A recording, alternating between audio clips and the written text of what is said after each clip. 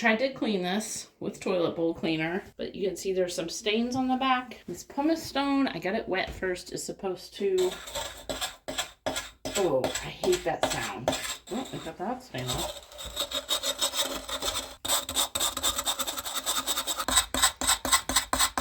I mean, it's working a little. I mean, it's definitely, see how that? Yeah. It's definitely coming off some. Are we tearing off the enamel? Yeah. We are. Probably. Oh, wow. This is like your last ditch effort before you replace the toilet. Well, it's definitely taking some stuff off.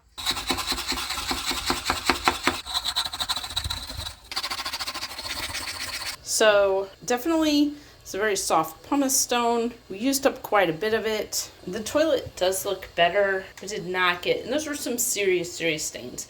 Did not totally remove those stains. I'm guessing that your abrasive soft scrub cleaners are probably very similar and a better value. I would personally not recommend this.